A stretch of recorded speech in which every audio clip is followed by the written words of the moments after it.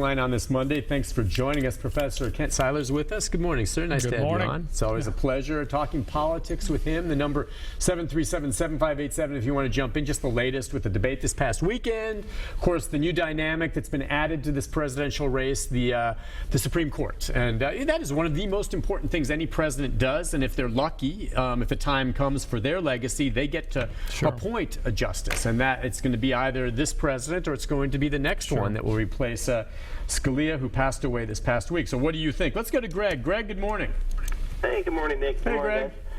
Hey, yeah. As far as the debate goes, you know, my view on that is that it was just a show for the public to have, you know, Phil Valentine and Bill Journal to talk about and yap about and that type of thing.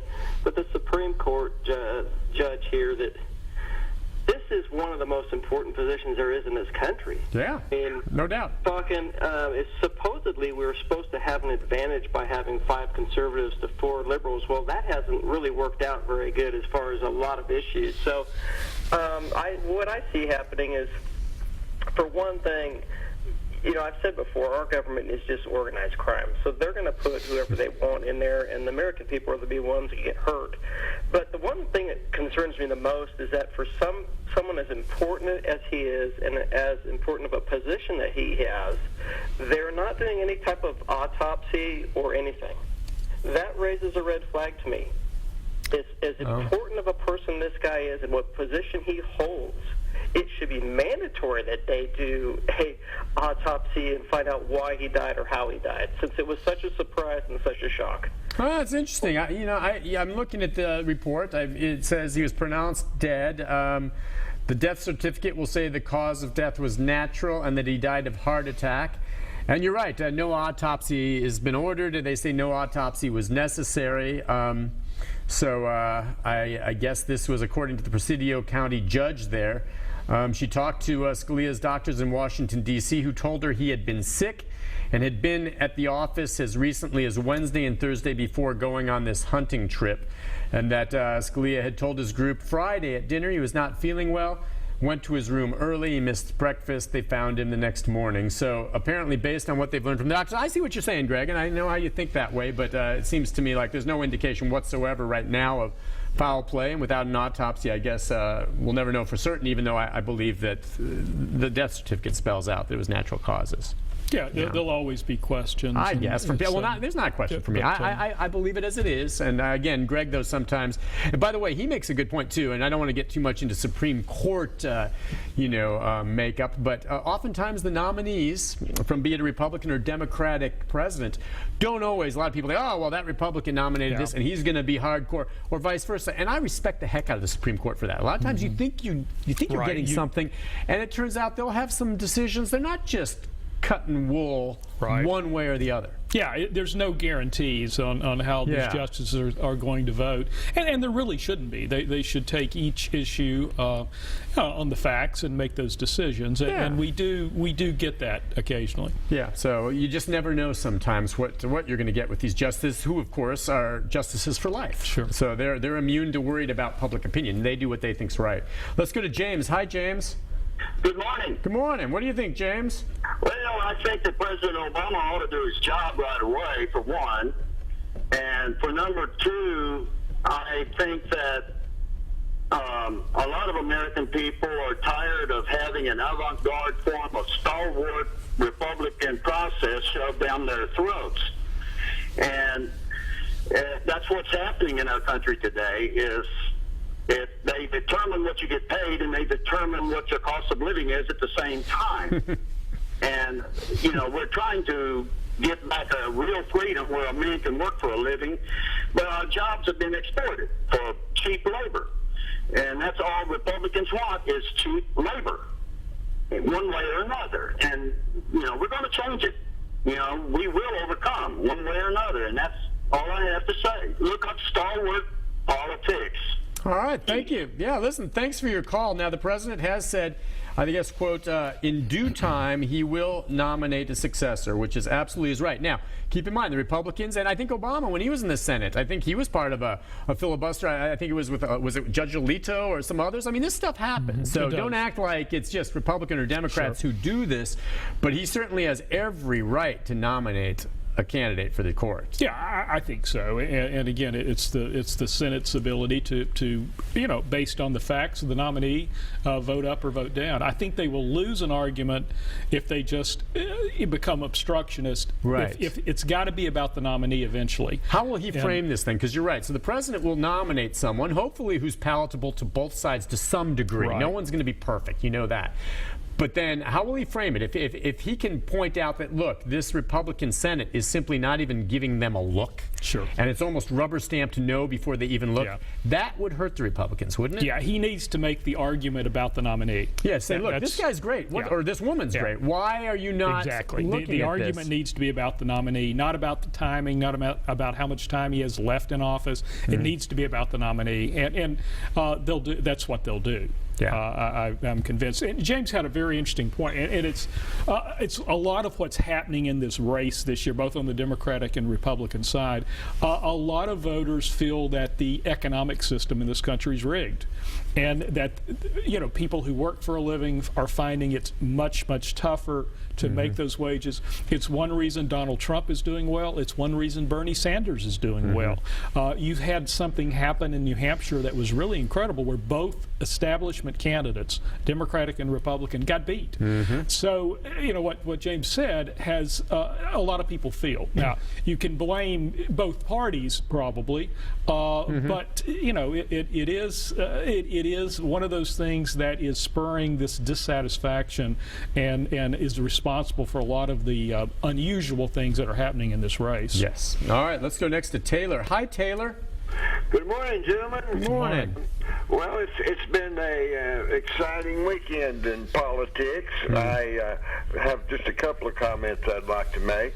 One is, for the last couple of these debates, both Democratic and Republican, it appears that the establishment of both parties are loading these audiences with people that they want to get the most cheers or the most boos from. And I thought the one in South Carolina was just sounded like a wrestling match crowd, the way they were going crazy. I understand there were 1,600 tickets given out for audience members. 600 of them went to the candidates, and 1,000 was retained and given out by the parties. And so the party, of course, is going to give the most tickets to the candidates that they would prefer. So I thought that just turned into a zoo over there. I agree. What did you observe? Because I'm glad you brought that up, Taylor, because to me, there were a lot of booing and hooting and hollering when it came to things that Donald Trump was saying. Yeah. And he took a beating from the crowd anyway, I thought. And I'm wondering if that was because the establishment there in South Carolina doesn't look at him as a viable candidate, so they purposely stacked the deck against him. I don't know if you noticed that. Did you notice? It seemed to me that they really were booing Trump some on some of his comments. Well, I am certainly not a Trump supporter. Yeah, so, but I just noticed that. I will say I agree with you on that. Yeah. And a lot of the booing started before he got even a first full sentence out on some of these. But, of course, some of his remarks were worthy of a boo, but I just thought everything went overboard the entire way over there. And as far as Alito is concerned, Scalia, he has been a giant and will be hard to replace. The Republicans have, for the last 30 years, though, the Republican presidents have done a poor job, I'm not speaking of his appointment, but others not turning out the way they kind of hoped that they would, mainly because they would just pick candidates that would get through rather than ones that would carry out the philosophy that they thought they would. So, again, I'm disappointed the way the Democratic Party and the Republican Party have acted in these debates. And that's one thing about George Washington. Bless his heart, he didn't like parties at all. So, happy birthday to one of our greatest. Thank you. On this President's Day. Hey, thank you for your call, Taylor. Always interesting. Yeah, that's right about George. He was right. Yeah, he thought they would be destabilizing to democracy. And yeah. By the way, do you think there was anything to this? We were talking during the break about how you wonder if sometime after South Carolina, before the next the primaries, that maybe the Republican Party takes a step to try to focus in on some of the more established candidates. If the real established Republican Party, for whatever reason, feels that Trump and perhaps Cruz, if they become the nominee, don't have a chance of winning. Sure. Because of they're so, volatile maybe for the general populace of this country, that they'd say, look, we have got to find a way to get one of this number 3 guys up there. Do you think that could happen? And maybe that was some of what we saw with how they set up the cheers in that debate? It's going to be, there's going to be a last-ditch effort to try to find basically anyone but Cruz or Trump.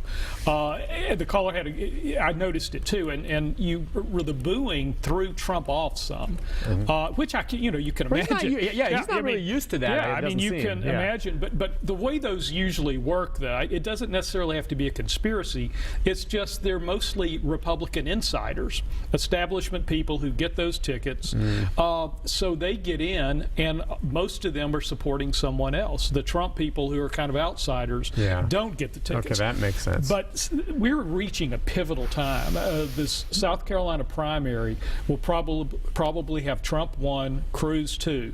Third place there is incredibly important because there could be, and how you do it is still tough, but there could be one last-ditch effort for the Republican establishment to get behind one of the other candidates, put pressure on the other two to drop out. I'm talking probably Rubio, Bush, or Kasich. Kasich, right. So watch third place in South Carolina. Watch what happens in Nevada, because Super Tuesday has a lot of delegates on March 1st when Tennessee votes. So they've almost got to do something before then. Otherwise, Trump could be well on his way. And your belief is that the Republican establishment, when we say established, it means the traditional Republicans, the party people, and we've already established that Cruz and especially Trump are more outside, especially Trump more the outsider. Just think that that's not the candidate for them, and they believe that if that's the person who heads up their party come election time against the Democrat, that they could live with them maybe if they thought they could win, but they don't think they can win. They don't think they can win. Yeah, when we say establishment, it's the people who want to win. They're less concerned about ideological purity.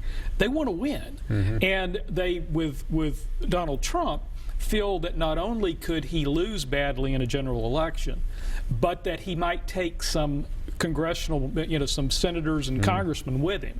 So there's a fear there of what might happen, especially with Trump, and a lot of that goes with Cruz too. Now, let's say, and you and I talked about this on a show last, summer. We never thought Trump would get to this point, honestly, and neither did they. So Trump has been underestimated the whole time. So maybe he won't be as bad a general election candidate as they assume, because, if there's any one consistency of this whole election, it's been underestimating Donald Trump. Yeah, it's funny. We kept waiting. I've stopped waiting. Exactly. To me, he is now certainly, beyond a shadow of doubt, whether you like him or not, a player in this. A big-time player. And depending on how things go in South Carolina, and then certainly Super Tuesday, he could be the man. We'll take a break. We'll be back with more of your calls. Stay on hold right after this.